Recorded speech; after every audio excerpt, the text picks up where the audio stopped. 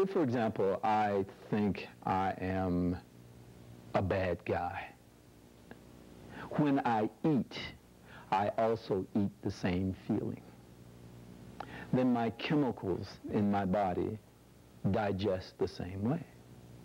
If I think I am angry, then my body digests angrily. If I am sad, sadly.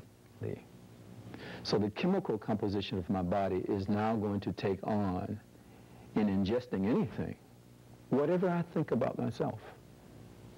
So if a black person or those who are culturally diverse have no real self-love, then whatever they take into their bodies is going to come in the same way.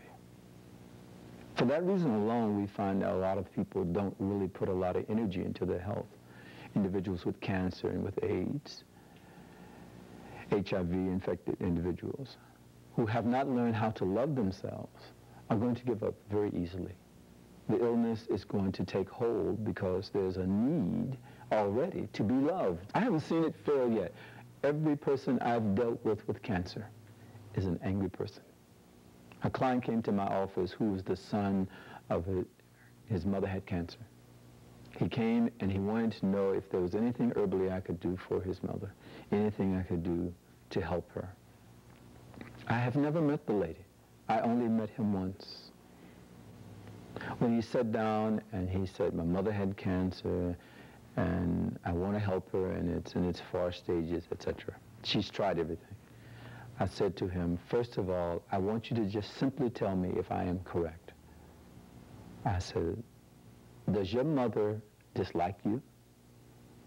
Does your mother want to be alone and doesn't want to have any of the family members around her? Does she feel like this is her house when you're there and holds on to everything? And as I continued numbering these things off, he was saying, yes, yes, yes. How do you know this? I said, it's simple. Your mother has cancer. She's holding on to her own anger. And until she lets go of that, the physical manifestation of cancer in the body cannot be let go of either. It is simple.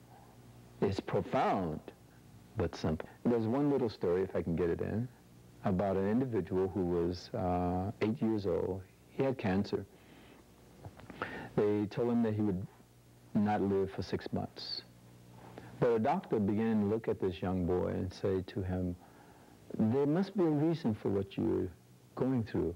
Because he was questioning himself. Why would an 8-year-old boy have to die in 6 months from cancer of the brain? So he took the little boy and he talked to him. He said, what is it that you have? And the little boy said, I don't know. And so the doctor said to him, well, tell me in your own words, what is it that you have? And the little boy said, I don't know, I guess it's a monster. So the doctor says, oh, it's a monster. He said, what does he look like? The little boy said, I don't know. So he said, well, draw him out for me. So the little boy drew the monster. He said to him, he said, there's the monster, but where are you? He said, I'm over here. He drew himself very small. The monster was very big. So he looked at the drawing and recognized exactly what that meant. So he said to the little boy, for the rest of this week, this month, I want you to keep drawing the monster and keep drawing yourself every night, but start drawing the monster smaller and drawing yourself bigger. And at first the little boy continued to draw the monster big.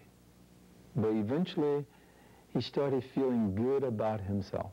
And each night he would draw the monster, show it to his father, and the process was to take it and put it under his pillow and go to sleep. He did this for about 3 weeks. Then one night he drew the monster very, very small and drew himself very, very big. Showed it to his father and his Spirituality. Spirituality.